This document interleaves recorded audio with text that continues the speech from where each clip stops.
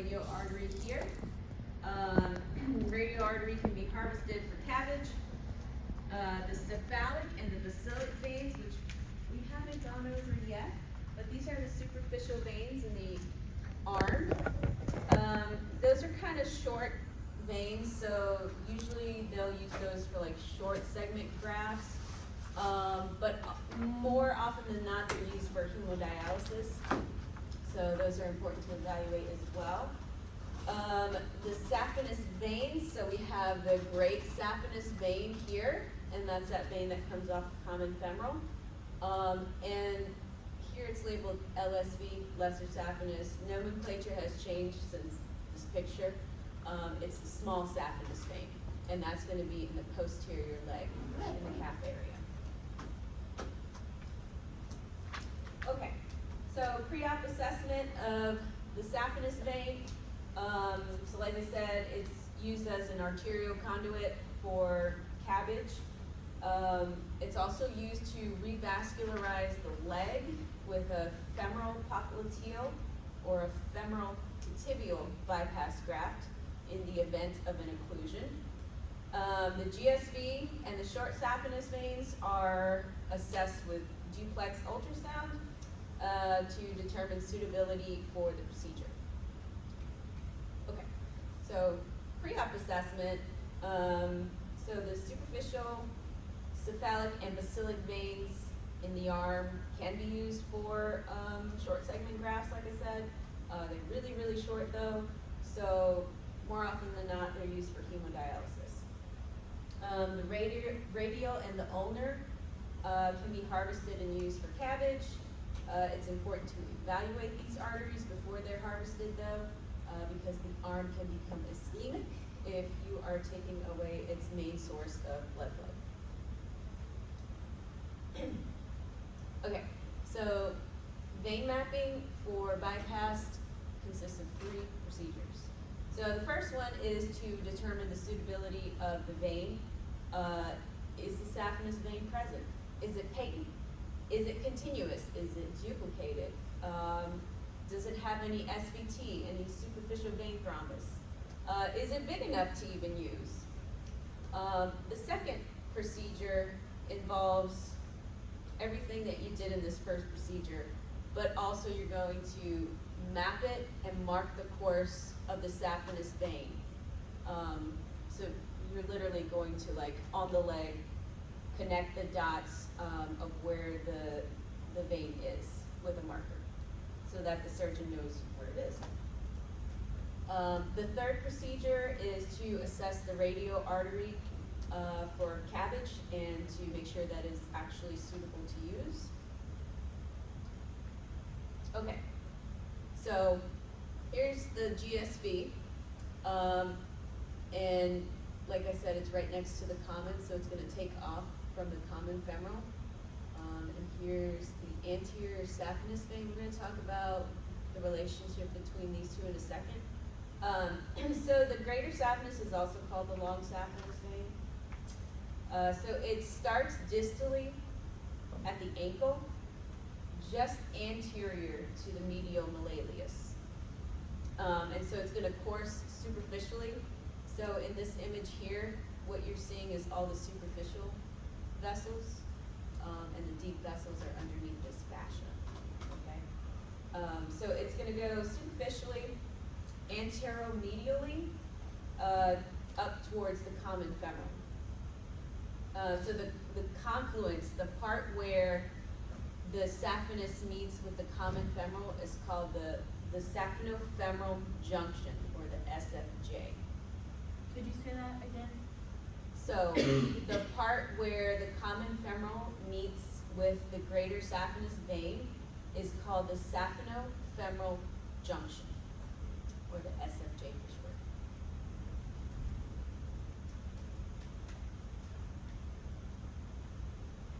Okay, so there's a bunch of veins that drain into the greater saphenous vein. The inferior epigastric, the external pudendal, the superficial circumflex. those are all adjacent to the SFJ, the superficial femoral. Okay, so the GSV, you're gonna see it within the fascia. So you see these two bright lines, this is the fascia, and the vein is gonna be contained within the fascia. So the arrow pointing upwards, that's the deep muscular fascia, and this arrow pointing down is the saphenous fascia. So you're only gonna see the GSV within this fascia. And so I have this little symbol down here. It kind of looks like an Egyptian eye. So that's what you'd be looking for, the landmarks, to identify the GSV. What was the top arrow? That's the saphenous fascia. Deep muscular fascia on the bottom and the saphenous fascia on the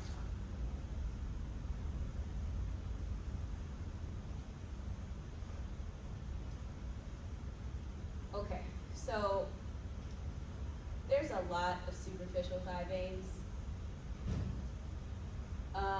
The GSV gives off a posterior medial branch right here, posterior medial tributary, and it goes posterior, and that's where it becomes the Giacomini vein. And so this vein connects with the short saphenous vein right above the sapheno-popliteal junction, so the SPJ, where the popliteal connects to the short saphenous vein. So this little square right here, that's the junction. So SPJ? That's the confluence. So the short saphenous vein travels along the posterior aspect of the calf. 70% of the time it drains into the popliteal vein, but it can also drain into the great saphenous or the Giacomini veins. The short saphenous and the great saphenous can communicate with each other through tributaries. So the anterior or accessory saphenous vein, which we saw here, that's this vein that I'm talking about here. It travels along the posterior,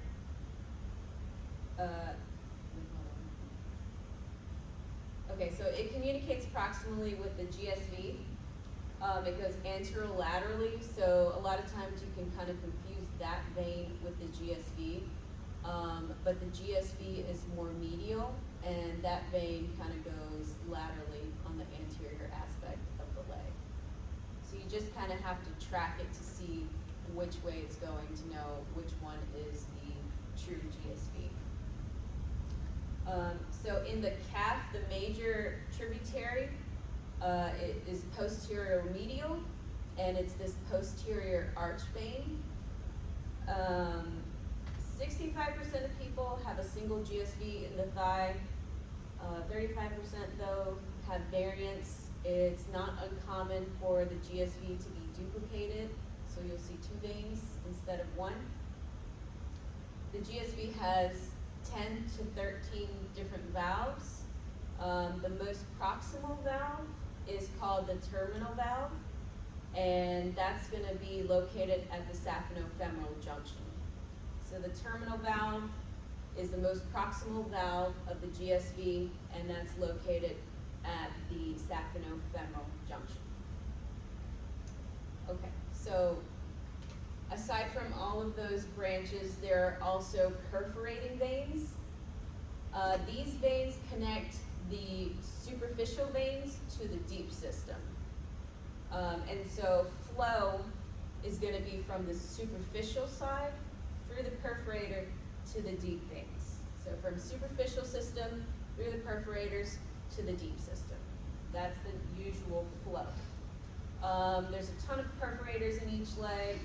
Usually they're too small to see unless they're incompetent, but that's something we're going to talk about when we get to the venous system. So there's perforators in the thigh that are called Dodd's perforators. there are perforators near the adductor canal, which is in the distal thigh area, called Hunterian perforators. At the knee, we have Boyd's perforators. And in the calf, usually they're called Cockett's perforators or just ankle perforators. So here's an image of the terminal valve I was talking about. So here you have your common femoral vein, and the great saphenous is taking off this way. And you can kind of see this little valve here, and that's your terminal valve. That is the most proximal valve of the GSV. Okay. So, like I said before, perforating veins connect the deep system to the superficial system, and flow is from the superficial veins through the perforating veins to the deep system.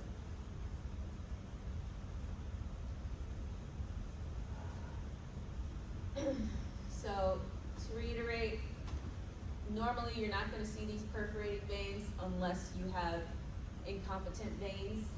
And basically, incompetent veins are damaged and they're not working properly, so they allow blood to flow the opposite direction that it's supposed to be going. But we'll worry about that later on.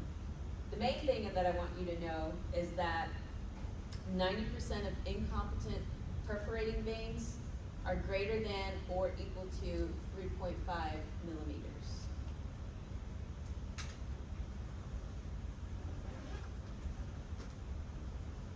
Okay, so when we determine the suitability of the GSV, we are going to do the following. So the patient is in a reverse Trendelenburg position on the bed.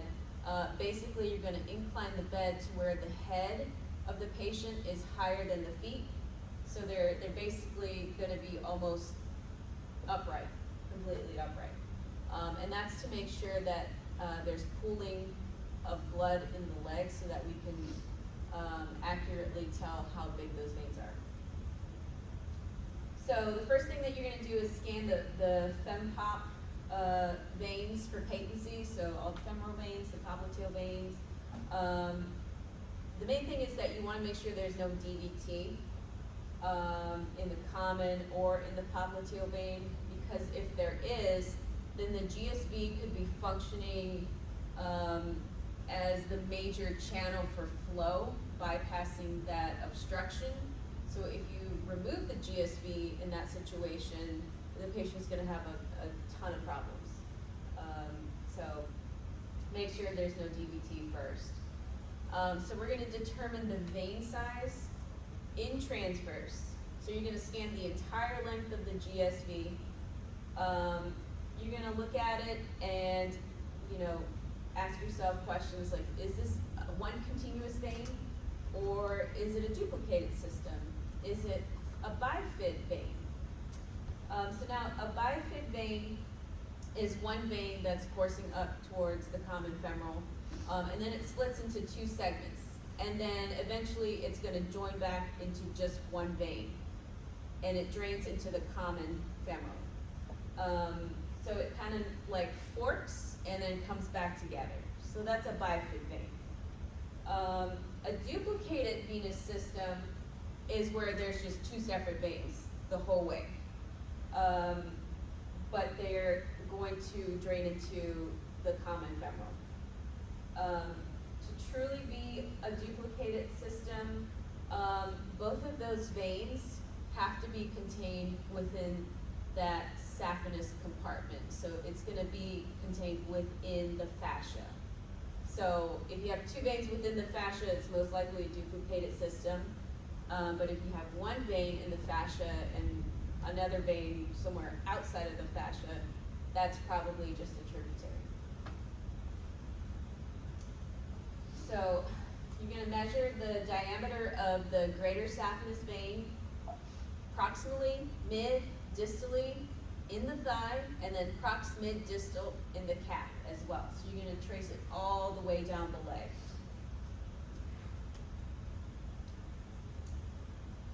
And so this is what I was talking about. So this GSV is actually duplicated. So it's two veins, and they're both contained within this saphenous fascia. So you will have to measure both of these veins the whole way down. Okay, so to determine vein suitability, it's best to evaluate both sides. There may be a case where there's an order just for a single side. That's really up to the physician. If the vein is too small, if it's less than 2 millimeters, then it can't be used for bypass. So when a vein is arterialized and it's used as a bypass graft, it's going to expand like 80 to 100% of its original size. So the vein has to be big enough to handle that expansion. So diameters of greater than or equal to 2.5 millimeters are better because they have higher patency rates for these bypass grafts. So graft failure increases if the diameter of the vein is less than 2.5 millimeters. So we really want to make sure to accurately measure these veins. The cutoff to use a vein for a bypass graft is 2 millimeters. So if it's smaller than 2 millimeters, it can't be used. Okay, so then we're going to map the veins. So now that we've done all of that, determined the suitability of the GSV, measured it and all of that, we're going to map the veins. So if you're doing this just prior to operation, you're going to mark the leg so that the surgeon knows where the vein lies. If you're just determining like suitability of the vein, then you don't need to mark where the vein is on the leg. So just know if surgery is planned to mark the leg. Okay. All right, so the next thing, if you're actually marking the leg for vein harvesting, you're gonna prep the probe.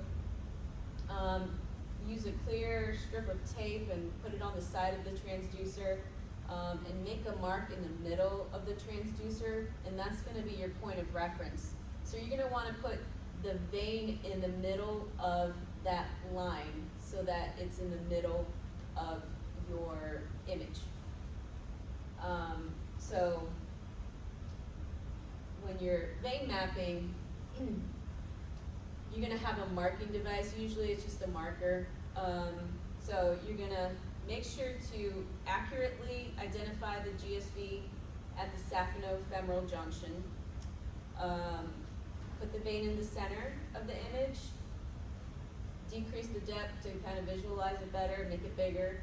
The mark you made on the transducer here with the marker should be in the center of your vein.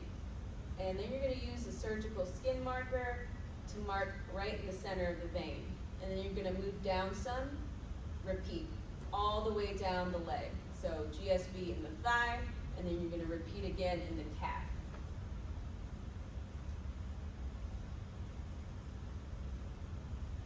Okay, so like I said, keep going to the distal thigh. We're going to go down to the calf. The easiest way to make your mark is on the proximal side of the transducer, so the side closest to the head instead of closest to the foot. So you kind of just like wipe the gel off proximal to the transducer and then make your mark. Otherwise, it's really hard to mark with a bunch of gel. Once you're done and you've made your dots down the leg, you're going to connect the dots so that the surgeon can see the track of the GSV. Also, another thing they may ask you to do is to mark the perforating veins or any like major confluences or tributaries, because depending on the type of graft, they might need to ligate those veins. Okay, so radial artery harvest we've kind of already talked about on on the upper extremity lectures. So they started this in the 70s, and the initial results were not great. They were using these for cabbage conduits, and what they found was that they were having like a lot of arterial spasms. So they kind of moved away from using the radial artery until they improved the harvesting techniques, and they saw that long-term patency was actually improved. So now they use the radial. So the radial artery is advantageous to use over the GSV for cabbage because it's the right size and caliber for a bypass graft. It's got thicker walls, and it also experiences less intimal hyperplasia, and usually it's more readily available over the GSV. So contraindications to harvesting the radial artery, just like before: ischemic digits, any vasospastic disorder like Raynaud's, any occlusion or stenosis or sclerosis, or if there's an incomplete palmar arch in the hand. So if the patient's like radial artery dominant, you don't want to remove the radial artery because they will become ischemic. Okay, so pre-op, you want to get bilateral brachial pressures to rule out subclavian stenosis. We're going to do duplex imaging to determine the size of the radial artery, and then we're going to do physiologic testing to determine palmar arch patency. So usually they'll take the radial artery from the non-dominant hand. And some things to look out for when you're scanning the radial artery, like before: stenosis, occlusion, atresia, or any areas of calcification. So the procedure to scan the radial artery is you're going to do it in transverse. So usually you start from the wrist and go up towards the brachial. And basically you're measuring the internal diameter of the artery. So you're going to put your calipers inner edge to inner edge. The average internal dimensions of a radial artery for men is about 2.8 millimeters, and for women is about 2.4. So the distal diameter for a radial artery that can be harvested needs to be at least 2 millimeters. So 2 millimeters at the wrist, but greater than 2.5 is preferred. Okay, so while we're doing our scan, we're also looking for anatomical bifurcation, anatomical variations like the high bifurcation, and you just kind of want to make a note of it and let the surgeon know what you find. Okay. So these slides are actually from the lecture that we did on upper extremity. So this is just a review kind of.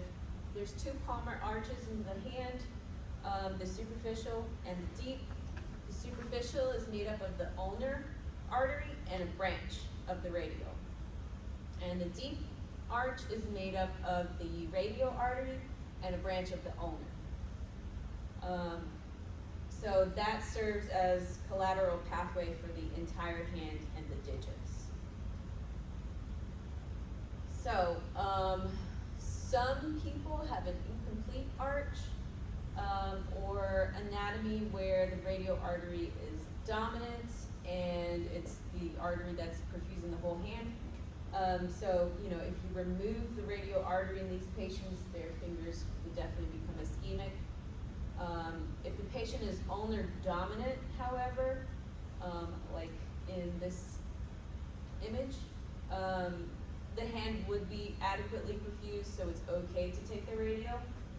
Some people have mixed dominance, so the radial and the ulnar both contribute significantly to the blood flow, and so that kind of makes it a little bit more complicated as to determine which artery the surgeon is gonna take. Okay, so then we're gonna do testing for palmar arch patency. And we've already talked about this, the Allen test.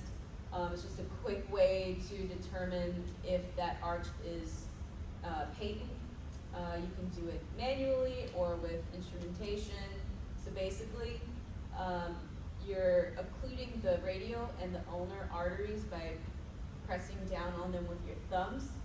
The patient's gonna pump their hands 3 to 4 times to empty all the blood from the hand. And then you'll release the radial artery while you keep the ulnar compressed. And what you're looking for is a return of perfusion, so the patient's hand's gonna become pink again. And then you repeat those steps and compress the radial and the ulnar. Patient pumps the hand, release, release the ulnar artery while the radial artery is still compressed, and you're looking for a return of perfusion. So if you don't see return of perfusion or that pink color, that means either the palmar arch is occluded or the patient is radial or ulnar dominant. Okay, so we can do that same test with PPG. And so you're gonna put some sensors on the index and the pinky finger, and repeat that test. So you're gonna compress and hold both the radial and the ulnar. The tracing should flatline, and that means you're compressing adequately. Then you're gonna wanna compress and hold the radial artery. There shouldn't be any change in these waveforms because that means the ulnar is adequately perfusing the entire hand. And if you see this, then that means the radial artery can be harvested. So if all the waveforms go flatline or almost flatline when you're compressing the radial artery, that means the patient is radial dominant and the palmar arch is not intact, so you shouldn't harvest the radial because the ulnar artery is not able to perfuse the whole hand. Next step, you're gonna compress the ulnar artery. No change in the waveform is normal, so no change means that the radial artery is adequately perfusing. If all waveforms go flatline with ulnar compression, then the patient is ulnar dominant, and that means it can perfuse the whole hand, so you can harvest the radial artery. Okay. Any questions?